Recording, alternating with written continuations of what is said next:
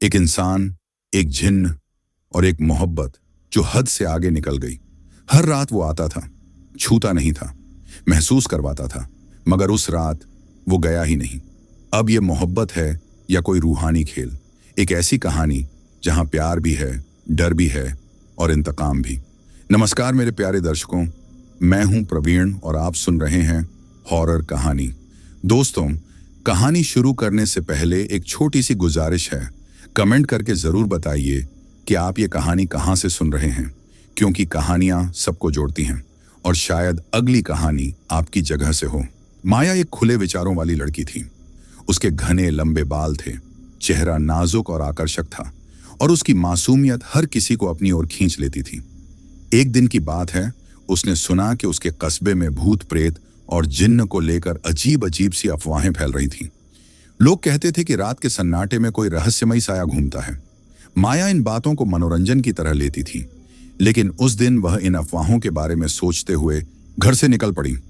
उसे स्थानीय मेला से कुछ किताबें, रंग बिरंगे दुपट्टे और घर के लिए किराने का सामान लेना था। मेले की चहल पहल में वह खो गई, किताबों की दुकान पर नई कहानियां देखीं और सामान खरीद कर वापस लौटने लगी। रास्ते में उसे एक अजीब सा एहसास हुआ, जैसे कोई उसका पीछा कर रहा हो। उसने पीछे मुड़कर देखा, पर वहां कोई नहीं था। उसका दिल थोड़ा तेज धड़का, लेकिन उसने खुद को समझाया कि यह सिर्फ उसका वहम होगा। घर पहुंचते ही उसकी मां ने चिंतित स्वर में कहा, बेटी, अब कुछ दिनों तक शाम के बाद बाहर मत जाना। माया ने हैरानी से पूछा, क्यों मां? मां ने गहरी सांस लेते हुए कहा, तू तो सुन ही रही है, कस्बे में भूत प्रेत और जिन्न की बातें हो रही हैं। कोई नहीं जानता वो क्या कर सकते हैं। माया इन बातों पर यकीन नहीं करती थी, लेकिन मां की चिंता देखकर उसने कुछ नहीं कहा। उसने हल्के से सिर हिलाया और अपने कमरे में चली गई। उस रात चांदनी रात थी, लेकिन माया को नींद नहीं आ रही थी। उसने अपनी पसंदीदा किताब उठाई और पढ़ने लगी। रात के करीब 3:30 बज रहे थे। तभी उसे खिड़की के पास एक हल्की सी आहट सुनाई दी। उसका मन थोड़ा घबराया, लेकिन जिज्ञासा ने उसे खिड़की की ओर खींच लिया। उसने धीरे से खिड़की खोली, लेकिन बाहर कोई नहीं था। वह वापस मुड़ी और तभी उसकी नजर कमरे में पड़ी। उसकी आंखें आश्चर्य से फैल गईं। एक अनोखे रूप वाला लड़का उसके सामने खड़ा था। उसका चेहरा इतना सुंदर था कि जैसे कोई स्वप्निल चित्र जीवंत हो उठा हो। माया उसे देखकर स्तब्ध रह गई। उसका मन उसकी ओर खींचता चला गया। वह अपने होश खो बैठी और बस उसे निहारती रही। अचानक उसे याद आया कि वह कुछ पूछना चाहती थी। उसने हिम्मत जुटाकर कहा, तुम कौन हो? यहां क्या कर रहे हो? मुझसे क्या चाहते हो? लड़के ने मुस्कुराते हुए कहा, मैं तुमसे प्यार करता हूं माया। मैं हर दिन तुम्हारा पीछा करता हूं। माया ने हैरानी से कहा, मैंने तो तुम्हें पहले कभी नहीं देखा। तुम रहते कहां हो? उसने हल्के से हंसते हुए जवाब दिया, मैं पास के मोहल्ले में रहता हूं, लेकिन अब तुम्हारे दिल में बसना चाहता हूं। उसकी मीठी बातें माया को जादू सी लग रही थीं। वह सब कुछ भूल चुकी थी, अफवाहें, डर, सब। वह धीरे धीरे माया के और करीब आने लगा। माया का मन उसे रोकना चाहता था, लेकिन उसका दिल उसकी ओर खींचता जा रहा था। वह इतना पास आ गया कि उसने माया को अपनी बाहों में भर लिया। माया को उसकी गर्माहट महसूस होने लगी। वह उसे पसंद करने लगी थी। उसकी हर हरकत, उसका स्पर्श, सब कुछ उसे अच्छा लग रहा था। अचानक उसने माया के होंठों को चूमना शुरू किया, इतनी तीव्रता से कि माया को लगा जैसे वह उसे पूरा समा लेगा। माया भी उसका साथ देने लगी। तभी उसने माया को गोद में उठाया और बिस्तर की ओर ले गया। वहां उसने माया के कपड़े फाड़ दिए और उसके साथ शारीरिक संबंध बनाए। फिर अचानक वह गायब हो गया। माया ने जब होश संभाला तो वह घबरा गई। उसने अपने शरीर और चारों ओर का हाल देखा। उसे समझ नहीं आया कि आखिर क्या हुआ था। उसकी यादें धुंधली थीं। वह किसी से कुछ कह नहीं पाई। वह बस चुपचाप बैठी रही, सोचती रही कि क्या करे। उसने अपने कपड़े ठीक किए और बाथरूम में जाकर नहा लिया। सुबह हो चुकी थी। माया नाश्ते की मेज पर बैठी थी, लेकिन उसका मन कल रात की घटना में उलझा हुआ था। वह अपनी हालत को भूल नहीं पा रही थी। माया ने अगले दिन का इंतजार करने में ही भलाई समझी। वह हर रात आता और उसके साथ शारीरिक संबंध बनाता। रात को माया उसके वश में रहती, लेकिन सुबह तक सब कुछ भूल जाती थी। कई दिन बीत चुके थे। आज चांदनी रात थी और एक अजीब सा सन्नाटा छाया हुआ था। माया सोने की तैयारी कर रही थी, तभी उसे लगा कि किसी ने उसकी कमर को कसकर पकड़ लिया है। वह एकदम पीछे मड़ी, लेकिन वहां कोई नहीं था। उसने डरते हुए हाथ जोड़कर कहा, जो भी हो मेरे सामने आओ, मैं भी तुमसे प्यार करने लगी हूं। यह झूठ था ताकि वह सच जान सके। जैसे ही वह सामने आया, माया को याद आया कि यह वही है जो पिछली चांदनी रात को खिड़की से आया था। लेकिन वह कब गया, यह उसे याद नहीं था। उसने झूठे प्यार में उसे फंसाने की सोची ताकि यह पता लगे कि आखिर वह है कौन। माया ने पूछा, इतने दिन से क्यों नहीं आए? लड़के बने उस जिन्न ने कहा, मैं तो हर रोज आता हूं, तेरे साथ सोता हूं और सुबह चला जाता हूं। माया कुछ समझ पाती उससे पहले उसने फिर उसे अपने वश में कर लिया। आखिर में वह जिन्न था, सब कुछ कर सकता था। उसने माया को बाहों में लेते हुए कहा, माया, जब से मैंने तुझे देखा है तुझे ही चाहता हूं। तुम सिर्फ मेरी हो, मैं तुझे कभी खुद से दूर नहीं जाने दूंगा। तेरा जिस्म सिर्फ मेरा है। उसने फिर माया को चूमना शुरू किया, उसके कपड़े उतारे और उसके साथ शारीरिक संबंध बनाने लगा। 2 घंटे बीत गए, लेकिन वह रुकने का नाम नहीं ले रहा था। वह बिल्कुल जंगली जानवर की तरह व्यवहार कर रहा था। वह माया के ऊपर छड़ा हुआ था और तभी उसने अपना आपा खो दिया और अपने असली रूप में आ गया। जैसे ही वह अपने असली रूप में आया, माया का वशीकरण टूट गया। उसने देखा कि उसके ऊपर एक भयानक जिन्न है जो अपनी हवस के लिए पागल हो चुका है। माया ने पूरी ताकत से उसे दूर हटाने की कोशिश की, लेकिन वह नाकाम रही। उसके विरोध करने पर वह और क्रूर हो गया। उसने माया के शरीर को नोचना शुरू किया, उसका खून पीने लगा और उसे लहूलुहान कर दिया। माया चिल्लाने लगी। उसके चिल्लाने पर भी जिन्न ने उसे नहीं छोड़ा। वह लगातार उसके साथ शारीरिक संबंध बनाता रहा। घर में सिर्फ माया की माँ और भाभी थीं, क्योंकि उसके पिता और भाई कहीं गए हुए थे। माया की चीखें सुनकर उसकी माँ और भाभी दौड़कर कमरे में आईं। माया को ऐसी अजीब हालत में देखकर वे घबरा गईं। उन्हें समझ नहीं आया कि क्या हो रहा है, लेकिन भाभी को शक हुआ कि यह किसी भूत प्रेत की करतूत है। सुबह के 7:30 बजने वाले थे। जिन्न का जाने का समय हो चुका था। वह गायब हो गया। उसके जाते ही माया ने मां को सारी घटना बताई। भाभी एक सिद्ध पुरुष श्यामदेव बाबा को जानती थी। उन्होंने तुरंत उन्हें बुलाया। माया के कपड़े बदले गए, उसके घावों पर दवा लगाई गई और पट्टियां बांधी गईं। श्यामदेव बाबा ने आते ही माया को देखा और सारा वाकया समझ गए। उन्होंने कहा कि माया को बचाने का उपाय अगली चांदनी रात को ही हो सकता है, क्योंकि जिन्न ने उसी रात शुरुआत की थी। उन्होंने एक ताबीज बनाकर माया के शरीर पर बांध दिया। घर वालों के लिए भी ताबीज बनाए और सभी को दे दिए। बाबा ने थोड़ी भभूत दी जो माथे पर लगानी थी और फिर चले गए। अगली रात जिन्न फिर आया। जैसे ही उसने माया को छूने की कोशिश की, वह दूर जाकर गिर पड़ा। इससे उसे गुस्सा आ गया। उसने कहा, तुझे मैं खुद से दूर नहीं जाने दूंगा। 7 दिन बाद फिर आऊंगा और तुझे साथ लेकर जाऊंगा। यह कहकर वह चला गया। उसके बाद माया उदास रहने लगी। उसका मन कहीं नहीं लगता था। वह उस चांदनी रात को याद करके खूब रोती थी। उसे अकेले सोने में डर लगता था, इसीलिए वह कभी मां के साथ तो कभी भाभी के साथ सोती थी। आखिर चांदनी रात का दिन आ गया। श्यामदेव बाबा पूरी तैयारी के साथ आए। शाम हो चुकी थी। बाबा ने माया और घर वालों को बुलाकर बैठाया। उन्होंने भभूत से गोल गोल सुरक्षा चक्र बनाने शुरू किए। मंत्र पढ़ते हुए उन्होंने हर व्यक्ति के लिए एक चक्र बनाया जिसमें उन्हें बैठना था। उनके पास एक अजीब सी बोतल भी थी। बाबा ने समझाना शुरू किया, जैसे ही वह आए मैं इशारा करूंगा और आप सभी इन चक्रों में बैठ जाना। सभी ने सहमति में सिर हिलाया। बाबा ने आगे कहा, उसे यही लगना चाहिए कि तुम माया की शादी उससे करवाने को तैयार हो। माया, तू भी खुश दिखना ताकि उसे सोचने का मौका न मिले। माया ने हाँ में सिर हिलाया और चक्र में बैठ गई। बाकी लोग भी चक्रों में बैठने लगे। बाबा ने कहा, यह भभूत अपने पास रखो, ये उसे भ्रम में डाल देगी और तुम उसे दिखाई नहीं दोगे।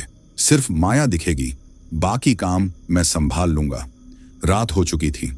जिन्न के आने का समय हो गया था। माया घबराई हुई थी, लेकिन उसे बाबा की बात याद थी, इसलिए वह शांत बैठी थी। तभी एक आहट सुनाई दी।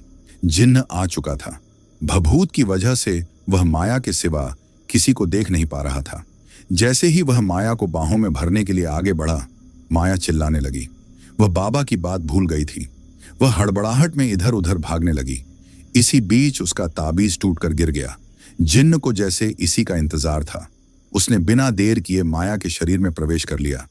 अब माया का शरीर इस तरह उछलने लगा जैसे उसके नीचे कोई स्प्रिंग लगा हो। जिन्न ने एक हाथ से बिस्तर को उठाकर फेंक दिया। उसने माया के शरीर पर पूरी तरह कब्जा कर लिया था। अब वह सभी को दिखाई देने लगा था, माया के अंदर से। यह सब देखकर घर वाले घबरा गए। माया की माँ और भाभी स्तब्ध थीं। उनके चेहरे पर डर और हैरानी साफ दिख रही थी। कमरे में सन्नाटा छा गया। सिर्फ माया के शरीर की अनियंत्रित हलचल की आवाजें गूंज रही थीं। श्यामदेव बाबा ने एक हाथ में पवित्र जल लिया और मंत्र पढ़ना शुरू किया। उन्होंने तेजी से जल को जिन्न की ओर फेंका। इससे जिन्न माया के शरीर के अंदर से चीख उठा, जैसे उसे असहनीय पीड़ा हो रही हो। बाबा ने फिर तेज आवाज में कहा, छोड़ दे इस शरीर को। जिन्न ने मना कर दिया। उसकी आवाज माया के मुंह से निकल रही थी, जो अब डरावनी और गहरी हो चुकी थी। तब बाबा को दूसरा उपाय करना पड़ा। उन्होंने मंत्रों के जरिए एक सम्मोहन शक्ति उत्पन्न की। जिन्न छटपटाने लगा, यहां वहां हाथ पैर मारने लगा, जैसे कोई अदृश्य शक्ति उसे जकड़ रही हो। लेकिन वह अभी भी माया के शरीर को छोड़ने को तैयार नहीं था। तभी बाबा ने माया की भाभी की ओर इशारा किया और कहा, माया को शीशा दिखाओ। भाभी ने तुरंत एक शीशा उठाया और माया के सामने कर दिया। उस समय देवताओं का पहर शुरू होने वाला था और जिन्न का प्रभाव कमजोर पड़ता जा रहा था। जिन्न को अब अपने असली रूप में आना ही था, वरना वह हमेशा के लिए उसी रूप में फंस जाता। जैसे ही जिन्न माया के शरीर से बाहर निकला, बाबा को जैसे इसी का इंतजार था। उन्होंने शीशे के जरिए उसकी परछाई को पकड़ लिया और बिना देर किए उसे उस अजीब बोतल में कैद कर दिया। बोतल को कसकर बंद करते हुए बाबा ने चैन की सांस ली। सुबह के 4 बज चुके थे। अब कोई खतरा नहीं था। माया अभी भी बेहोश थी। जिन्न अब बोतल में बंद हो चुका था। घर वाले माया को होश में लाने की कोशिश करने लगे। उन्होंने उसके चेहरे पर पानी के छींटे मारे और उसे हल्के से हिलाया। माया ने धीरे धीरे आंखें खोली, लेकिन तभी उसे अपने पेट में कुछ महसूस हुआ। कुछ हिल रहा था, जैसे कोई जीव उसके अंदर हो। उसका चेहरा पीला पड़ गया। उसने डरते हुए बाबा को बताया और इसका कारण पूछने लगी। बाबा समझ गए कि क्या गड़बड़ हुई है। उन्होंने जिन्न को तो बोतल में बंद कर दिया था, लेकिन अब उस बच्चे का क्या करते जो माया के पेट में आ चुका था। माया के पेट में जिन्न का बच्चा था। बाबा ने गंभीर स्वर में घर वालों को सारी बात बताई। माया की माँ और भाभी ये सुनकर स्तब्ध रह गईं। माया को जैसे सदमा लग गया। जिन्न सचमुच चला गया था, लेकिन अब वह एक जिन्न के बच्चे की माँ बनने वाली थी। उसने सोचा, आखिर उसकी क्या गलती थी। ये सोचते हुए वह फिर बेहोश हो गई। दोस्तों, अब क्या होगा? क्या माया जिन्न के बच्चे को जन्म देगी? दोस्तों, अगर आप भी इस कहानी में डूब चुके हैं तो आपसे गुजारिश है कि अभी तक हमारे चैनल को सब्सक्राइब नहीं किया है तो जरूर सब्सक्राइब करें। और हाँ, हमें इंस्टाग्राम पर फॉलो करना ना भूलें। लिंक डिस्क्रिप्शन में दिया गया है। और हाँ, जो लोग पहले से ही हमें फॉलो कर रहे हैं, आप सभी को दिल से बहुत बहुत धन्यवाद। आपके प्यार और सपोर्ट के बिना ये सफर अधूरा होता। तो चलिए अब बिना रुके इस रोमांचक कहानी को और आगे बढ़ाते हैं। बाबा ने शांत स्वर में समझाया, नहीं माया, प्रेम नहीं करना है। सिर्फ नाटक करना है कि तू उसे प्यार करती है। उसे अपने जाल में फंसाना है। उसे ताकत से नहीं जीता जा सकता, प्यार से ही काबू किया जा सकता है। माया ने गहरी सांस ली और बोली, ठीक है बाबा, जैसा आप कहें, लेकिन मुझे उससे छुटकारा दिलवा दो। बाकी घर वालों ने भी सहमति में सिर हिलाया। सभी मान गए। बाबा ने चेतावनी देते हुए कहा, थोड़ी देर में मैं जिन्न को आजाद कर दूंगा, लेकिन ध्यान रहे इस बार कोई गलती नहीं होनी चाहिए। माया, तुझे उसे पूरी तरह यकीन दिलाना पड़ेगा कि तू उसे चाहती है। फिर जब वह यकीन कर ले, तब उससे वादा करवाना है कि वह इस बच्चे को हटाए। तभी मैं कुछ आगे कर पाऊंगा। तब तक तुझे ये नाटक करना पड़ेगा, कुछ झेलना भी पड़ेगा, लेकिन तेरी जान और इज्जत ऐसे ही बचेगी। ये कहकर बाबा ध्यान में मग्न हो गए। उनका चेहरा गंभीर था, जैसे वह किसी बद्धी लड़ाई की तैयारी कर रहे हों। सभी परेशान थे, लेकिन अब कुछ कर भी नहीं सकते थे। वे अपनी बेटी को खोना नहीं चाहते थे। माया का दुख उन्हें असहनीय लग रहा था, लेकिन अब जो भी करना था, माया को ही करना था। माया ने हिम्मत जुटाकर खड़े होकर कहा, मम्मी, पापा, आप फिक्र मत करो। मैं अब उससे नहीं डरने वाली। उसने मेरे साथ जो भी गलत किया, उसका बदला लूंगी। आप बस मेरा साथ देना, बाकी मैं सब संभाल लूंगी। यह सुनकर माया की माँ और पिता को थोड़ी हिम्मत मिली। उन्होंने कहा, हम तेरे साथ हैं माया। अब बाबा ध्यान से बाहर आए और बोले, समय आ गया है, मैं इसे अब आजाद कर रहा हूं। माया, तुम तैयार हो ना? माया ने हाँ में सिर हिलाया। उसका चेहरा दृढ़ था, लेकिन दिल में एक हल्का सा डर अभी भी था। बाबा ने कुछ मंत्र पढ़ना शुरू किया और बोतल का ढक्कन हटा दिया। ढक्कन हटाते ही जिन्न गुस्से से भरा हुआ बाहर आया और कमरे की सारी चीजों को इधर उधर पटकने लगा। फर्नीचर, बर्तन, सब कुछ हवा में उछलने लगा। घर वाले डर से सहम गए। माया ने हिम्मत करके कहा, आप मेरे साथ अंदर चलिए, मुझे आपसे बात करनी है, इन सबको परेशान मत कीजिए। ये सुनते ही जिन्न शांत हुआ और माया के साथ अंदर चला गया। माया बोली, पहले तो आप ये बताओ जनाब, मैं आपको किस नाम से बुलाऊं? माया ने जाल बिछाते हुए कहा और बनावटी हंसी हंसने लगी। उसकी आंखों में चमक थी, जैसे वह कोई खेल खेल रही हो। जिन्न हैरान रह गया कि माया इतनी जल्दी कैसे बदल गई। वह उसकी इस अदा पर मोहित हो उठा, लेकिन वह खुश था। उसे लगा कि देर से ही सही माया उसकी हो गई। उसने माया को कसकर गले लगाते हुए कहा, मैं मुरीद हूं, तुम मुझे इसी नाम से बुलाना। फिर उसने गहरी नजरों से माया को देखते हुए कहा, अब देखना, जैसे ही हमारा बच्चा पैदा होगा वैसे ही तुम ये शरीर छोड़ दोगी और हमेशा के लिए मेरी दुनिया में आ जाओगी। माया मन ही मन कोई योजना बनाने में जुट गई। वह सोच रही थी, कैसे छुटकारा पाऊं इससे, हर हाल में इसे नाकाम करूंगी। उसका दिमाग तेजी से चल रहा था, लेकिन चेहरे पर बनावटी मुस्कान बरकरार थी। तभी माया कुछ बोल पाती, उससे पहले मुरीद ने उसे चूमना शुरू कर दिया। माया विरोध करना चाहती थी, लेकिन उसकी जान खतरे में थी। वह चुपचाप सब सहन करती रही, अपने गुस्से और डर को दबाते हुए। और एक बार फिर जिन्न, जिसका नाम मुरीद था, ने जबरदस्ती शुरू कर दी। उसने माया के शरीर को नोचना शुरू किया, जैसे वह कोई जंगली जानवर हो। माया का शरीर दर्द से कांप रहा था, लेकिन वह खामोश रही। दूसरी तरफ माया की मां की हालत सोच सोचकर खराब हो रही थी। शुरू में उन्होंने माया का साथ दिया, लेकिन धीरे धीरे घर वालों को माया से नफरत होने लगी। वे कस्बे की गलियों में लोगों के ताने सुनकर थक चुके थे। वे बार बार ताने मारते, तेरी वजह से हम कहीं मुंह दिखाने लायक नहीं रहे। माया की भाभी ने तो एक दिन गुस्से में कह दिया, मर क्यों नहीं जाती तू?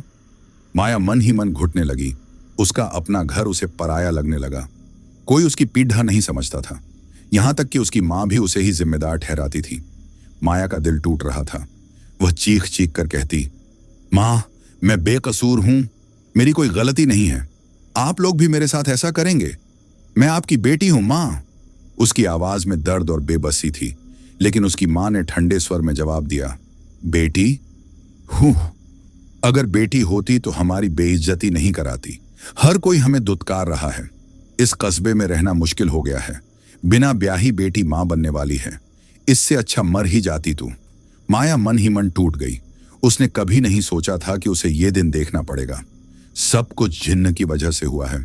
मैं उसे कभी माफ नहीं करूंगी, बदला लेकर रहूंगी, उसने मन में ठान लिया। ये सब सोचते हुए वह अपने कमरे की ओर जाने लगी। तभी उसकी भाभी ने एक बैग लाकर उसके सामने फेंक दिया। भाभी ने गुस्से में कहा, जा निकल यहां से, तू हमारे लिए मर चुकी है। अब मैं तुझे 1 मिनट भी बर्दाश्त नहीं करूंगी, जा यहां से। माया चिल्लाने लगी, मां, मां, देखो भाभी क्या कह रही है। मां, मुझे घर से बाहर निकाल रही हैं। इतनी रात में मैं कहां जाऊंगी? मां, कुछ तो बोलो। वह मां के पैरों में गिरकर रोने लगी। मां, ऐसा मत करो, कुछ तो बोलो। काफी देर रोने के बाद उसने देखा कि मां खामोश थी। शायद अब यहां कुछ नहीं रहा मेरा, माया ने सोचा। ठीक है मां, अगर आप लोगों की खुशी इसी में है तो मैं जा रही हूं, आप सब खुश रहना। फिर भी उसकी मां कुछ नहीं बोली। माया ने बैग उठाया और चल पड़ी। रात का सन्नाटा उसे निगल रहा था। वह कस्बे की तंग गलियों से निकलकर बाहर की ओर बढ़ गई। जिन्न यानी मुरीद इन दिनों माया के सामने नहीं आया था, लेकिन वह हमेशा आसपास ही रहता था। उसने सब कुछ अपनी आंखों से देखा। उसे एक तरफ खुशी थी कि माया अब पूरी तरह उसकी हो गई। वह अपने मकसद में कामयाब हो गया था, लेकिन उसका दिल कुछ और कह रहा था। वह खुश होकर भी पूरी तरह खुश नहीं था। इधर माया जंगल के किनारे पहुंच चुकी थी। वह एक पेड़ के नीचे बैठकर फूट फूट कर रोने लगी। वह सोचने लगी, जिन्न ने मेरी जिंदगी खराब की क्योंकि वह तो पराया था, लेकिन मेरे अपनों ने तो मुझे जिंदा लाश बना दिया। वह चीख कर बोली, ए भगवान, मेरी क्या गलती थी? क्या बिगाड़ा मैंने? क्या पाप किया था जो मुझे ये भुगतना पड़ा? आज से कोई भगवान नहीं है। अगर होते तो ये सब नहीं होता। लोग कहते हैं भगवान न्याय करते हैं, लेकिन मेरे साथ तो घोर अन्याय हुआ है। किसी को माफ नहीं करूंगी, मैं नहीं करूंगी, किसी को माफ नहीं करूंगी, माफ। ये सोचते सोचते वह बेहोश हो गई। जब उसे होश आया तब जिन्न उसके सामने खड़ा था। तुम आ गए, मुझे तुम्हारा ही इंतजार था। जिन्न हंसते हुए बोला, जी हाँ, मैं आ गया। अब तेरा कोई ठिकाना नहीं है, अब तू कहाँ जाएगी? उसकी हंसी गहरी और डरावनी थी, जैसे जंगल के सन्नाटे में कोई भयानक प्राणी गूंज रहा हो। अब तुझे मेरे साथ ही रुकना पड़ेगा, यह कहकर वह जोर जोर से हंसने लगा। उसकी हंसी से माया का दिल दहल गया, लेकिन उसने अपने चेहरे पर डर को नहीं आने दिया। माया के पास अब कोई चारा नहीं था। उसे श्यामदेव बाबा की बात याद आई। इसे प्यार से जीता जा सकता है, बस यही होगा मेरा बदला। उसने मन में ठान लिया, अब बदला लेकर रहूंगी। वह बनावटी हंसी हंसते हुए जिन्न के पास गई और उसे गले लगा लिया।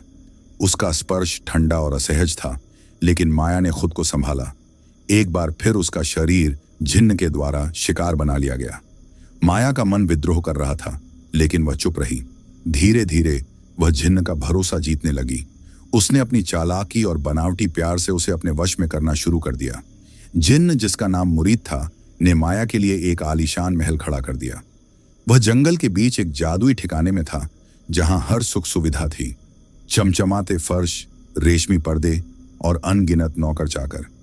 लेकिन माया का मन इन सब के बावजूद उदास था। वह आजादी चाहती थी, न कि यह दिखावटी ऐशो आराम। वह फिर से मुरीद को बातों में फंसाने की कोशिश करने लगी। एक दिन जब वे महल के बगीचे में बैठे थे, माया ने चहकते हुए पूछा, आपकी दुनिया कैसी होती है? मुझे बताओ, आप अपनी दुनिया के बारे में। आप कैसे बनते हैं, कैसे खत्म होते हैं, सब बताओ। उसकी आवाज में जिज्ञासा थी, लेकिन आंखों में एक चालाक योजना। जिन्न ने गहरी सांस ली और बोला, तुम मुझे बहुत प्रिय हो, इसलिए मैं बता देता हूं। वह बताने लगा, मानव जैसे 5 तत्वों से मिलकर बना है, वैसे ही हम 3 तत्वों से बनते हैं। हम उड़ सकते हैं, रूप बदल सकते हैं, जादू जानते हैं, खजाना निकाल सकते हैं, सब कुछ कर सकते हैं। हमारा अग्नि तत्व प्रधान तत्व होता है। हमारी अनेक प्रजातियां हैं। अब वो सुनो, अच्छे जिन्न भी होते हैं, बुरे जिन्न भी। हम तब तक किसी को परेशान नहीं करते जब तक कोई हमारे घर में न घुसे या हमारी शांति भंग न करे। अगर कोई ऐसा करता है तो हम उसे जान से मारने की ताकत रखते हैं। हमारी प्रजाति में महिला जिन्न भी होती हैं। वे बहुत समझदार होती हैं और पुरुषों को परेशान करती हैं, महिलाओं को नहीं। एक प्रजाति वेताल की होती है। ये भविष्य देख सकते हैं और भूतकाल में भी जा सकते हैं। ये ज्यादातर पेड़ों पर उलटे लटके पाए जाते हैं, बहुत शातिर होते हैं। एक प्रजाति वो है जो खून पीती है, पुरुषों और महिलाओं का। ये खून पर ही जीवित रहती है, लेकिन अब ये ना के बराबर मिलते हैं। एक प्रजाति ऐसी है जो इंसानों की दुनिया में आसानी से घूम है, कोई उन्हें पहचान नहीं पाता। हमारी अलग दुनिया होती है तुम इंसानों की दुनिया से। हमारा भी परिवार होता है, बच्चे होते हैं। हमें सफेद चीजें ज्यादा पसंद हैं। ये सब कहकर जिन्न चुप हो गया। उसकी आंखें चमक रही थीं, जैसे वह अपनी दुनिया को याद कर रहा हो। तभी माया ने मासूमियत से पूछा, आप पैदा कैसे होते हैं, मरते कैसे हैं? जिन्न ने जवाब दिया, हम हजारों साल तक रहते हैं।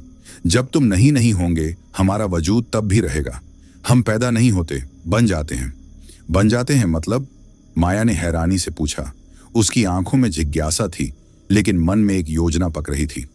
जिन्न ने गहरी सांस ली और बोला, मतलब जो भी इंसान अकाल मौत मरता है, उसकी रूह को शांति नहीं मिलती। वह हजारों साल भटकती है। कुछ रूहें प्रेत बन जाती हैं, कुछ जिन्न बन जाती हैं।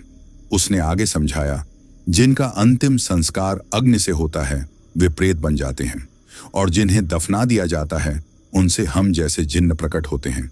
जलाने के बाद प्रेत के शरीर में 2 तत्व बचते हैं, वायु और आकाश। इसलिए प्रेत को देखा नहीं जाता। हमारे अंदर प्रेत से एक तत्व ज्यादा होता है, वह है अग्नि। क्योंकि हमें जलाया नहीं गया, इसीलिए हम आसानी से दिखाई दे सकते हैं, अगर हम चाहें तो। ये हो गई जन्म की बात। अब अंत कैसे होता है हमारा, वो सुन। जिन्न ने कहा, हमें पराजित करना आसान नहीं। हम एक बार जिस पर गुस्सा हो जाते हैं उसे मार डालते हैं, लेकिन अगर कोई हमारी आत्मा को मुक्ति दिलाता है या हमारी लाश को ढूंढकर उसका अंतिम संस्कार कर दे तो हम मुक्त हो जाते हैं। हम मरते नहीं, मुक्त हुआ करते हैं। माया अब समझ गई थी कि उसे क्या करना है। उसका दिमाग तेजी से चल रहा था। उसने चालाकी से बात आगे बढ़ाई और पूछा, जब आप इंसान के रूप में पैदा हुए थे तब कहाँ हुआ था? आप कैसे मरे? वो सब बताओ। जिन्न यानी मुरीद ने एक लंबी सांस ली और बताना शुरू किया। हजारों साल पहले की बात है। मेरा जन्म काशीपुर में हुआ था। मैं अपने माँ बाप की इकलौती संतान था। उसने अपनी कहानी सुनानी शुरू की। मेरे माता पिता ने मुझे बड़े नाजों से पाला था। उस समय काशीपुर में छोटे छोटे राजा हुआ करते थे। हमारा परिवार सुखी था, लेकिन एक दिन सब बदल गया। एक दिन मेरी माँ की अचानक मृत्यु हो गई। ये सदमा मेरे पिता सहन नहीं कर पाए और वे भी कुछ ही दिनों में चल बसे। माया चुपचाप सुन रही थी, लेकिन उसका मन जिन्न की कमजोरी ढूंढ रहा था। जिन्न ने आगे कहा, उसके बाद मैं अकेला पड़ गया। खाने की तलाश में इधर उधर भटकता था। मेरी हालत इतनी खराब हो गई थी कि मुझे कुत्तों से भोजन छीन कर खाना पड़ता था। एक दिन मैं कूड़े में कुछ खाने की तलाश कर रहा था, तभी मेरे चाचा ने मुझे देख लिया। वे एक छोटे से रजवाड़े के राजा थे। मेरे पिता और चाचा में कभी नहीं बनी थी, इसलिए वे अलग हो गए थे। चाचा मुझे अपने साथ महल ले आए। उस समय मेरी उम्र करीब 9 साल रही होगी। उन्होंने मुझे महल में रखा, लेकिन वहां भी सब आसान नहीं था। चाचा का बेटा, मेरा चचेरा भाई, मुझे बिल्कुल पसंद नहीं करता था, लेकिन धीरे धीरे हम दोस्त बन गए। मेरी चाची मुझे हमेशा ताने मारती थी। उन्हें मेरा वहां होना बिल्कुल अच्छा नहीं लगता था। मैं बुरा नहीं मानता था, क्योंकि मेरे पास और कोई चारा नहीं था। बस ऐसे ही जिंदगी चल रही थी। उसकी आवाज में एक हल्का सा दर्द था। पर एक दिन ऐसा हुआ जो नहीं होना चाहिए था। एक दिन ऐसा हुआ जो बहुत बुरा था। मैं अपने चाचा के लड़के के मन को समझ नहीं पाया। वह मुझसे बहुत नफरत करता था। एक दिन मैं उसके साथ जंगल में शिकार पर गया था। उसने धोखे से मुझे मार दिया और उसी जंगल में एक पुराने बरगद के पेड़ के नीचे दफन कर दिया। उसने मेरे शरीर को मिट्टी और पत्थरों से ढक दिया ताकि कोई मुझे ढूंढ न सके। मैं वहां हर रोज इंतजार करता, लेकिन कोई मुझे निकालने नहीं आया। ना ही किसी ने मेरी खोजबीन की। मेरे चाचा ने शायद सोचा कि मैं कहीं भाग गया हूं। धीरे धीरे मैंने शक्तियां अर्जित कर ली। मैंने कसम खाई कि जिस दिन मैं यहां से निकलूंगा, उस दिन सब कुछ बर्बाद कर दूंगा। पर फिर तुम मिल गई माया। जब तुम उस जंगल से गुजरी, तुम्हारे पैर की वजह से वह पत्थर हट गया जो मेरे रास्ते में रुकावट था। उस दिन मैं आजाद हुआ। माया उस मनहूस दिन को कोस रही थी। तभी उसे याद आया कि अब वह जानती है उसे क्या करना चाहिए। उसका मन दृढ़ हो गया और उसने अपनी योजना पर अमल करने का फैसला किया। जैसे ही जिन्न यानी मुरीद सो गया, माया चुपके से उस जगह पर गई जहां उसने अपनी कहानी सुनाई थी। वह जंगल का वह कोना था जहां पुराना बरगद का पेड़ खड़ा था। माया ने आसपास से सूखी लकड़ियां इकट्ठा की। उसका दिल जोर जोर से धड़क रहा था, लेकिन वह रुकी नहीं। उसने उस पेड़ के नीचे की मिट्टी को खोदना शुरू किया। पसीने से तरबतर उसने तब तक खोदा जब तक उसे वह जगह नहीं मिल गई जहां मुरीद की लाश दफन थी। वह जैसे ही आग लगाने को तैयार हुई, तभी जिन्न वहां पहुंच गया। वह भयानक हंसी हंसने लगा और बोला, मुझे पता था तू ये काम करने जरूर आएगी। उसकी आवाज जंगल में गूंज रही थी और उसकी आंखें क्रोध से लाल थीं। माया को श्यामदेव बाबा की बात याद आई। प्यार से काबू होगा। उसने बिना देर किए उसे फंसाना शुरू किया। उसने नरम स्वर में कहा, नहीं, ऐसा नहीं है जैसा आप सोच रहे हैं। मैं सोच रही थी कि मैं भी यहीं दफन हो जाऊं, फिर तुम्हारे साथ तुम्हारे जैसे बनकर रहूंगी। मुझे तुमसे प्यार हो गया है। ये कहते हुए उसने धीरे धीरे अपने कपड़े उतारने शुरू किए। जिन्न यानी मुरीद माया के शरीर की ओर खींचता चला गया। माया ने धीरे धीरे सारे कपड़े उतार दिए। मुरीद पूरी तरह मदहोश हो चुका था। वह माया के पास आने लगा। उसकी आंखें वासना से चमक रही थीं। अब माया ने बिना देर किए लग्धियों में आग जला दी। आग की लपटें तेजी से उठीं और जिन्न देखते ही देखते उसकी आंखों के सामने भस्म हो गया। उसकी चीखें जंगल में गूंजी, लेकिन कुछ ही पलों में सब शांत हो गया। जैसे ही जिन्न गया, माया के पेट का बच्चा भी गायब हो गया। माया जानती थी कि वह बच्चा कोई सच्चाई नहीं थी, बल्कि जिन्न का जादू था। जिन्न का बच्चा इंसान के पेट में नहीं आ सकता था। अब माया को छुटकारा मिल गया था। जिन्न को मुक्ति मिल गई थी। वह यही सब सोचते हुए आगे बढ़ जाती है। ठीक है, चलो इस बार और जोश और डरावने अंदाज में एक नया लास्ट इंट्रो बनाते हैं, जो माया की कहानी को और रोमांचक बनाए। आपके पिछले अनुरोधों को ध्यान में रखते हुए मैं इसे डरावना, रहस्यमयी और भावनात्मक बनाऊंगा, ताकि यह आपके पसंदीदा डरावने और सस्पेंस भरे टोन से मेल खाए। जैसे आपने आहट और तारकपुर जैसी सेटिंग्स के लिए कहा था। प्रिय दर्शकों, माया की यह खौफनाक कहानी हमें काशीपुर के साए में डूबे जंगलों से लेकर जिन्न की रहस्यमयी और खतरनाक दुनिया तक ले गई। एक ऐसी लड़की जिसने अपनों की बेरुखी, समाज के तानों और मुरीद नामक जिन्न की हवस का सामना किया, फिर भी अपने हौसले को टूटने नहीं दिया। उसने अपनी चतुराई से न सिर्फ उस प्राचीन आत्मा को मुक्ति दिलाई, बल्कि अपनी जिंदगी को एक नई राह दिखाई। यह कहानी डर के साए, बदले की चिंगारी और अंत में आजादी की रोशनी से जगमगाती है। क्या माया की यह लड़ाई आपको भी अपने डर से लड़ने की हिम्मत देती है? अपने दिल की बात हमें बताइए और अगली ऐसी ही रोंगटे खड़े करने वाली कहानी के लिए तैयार रहें।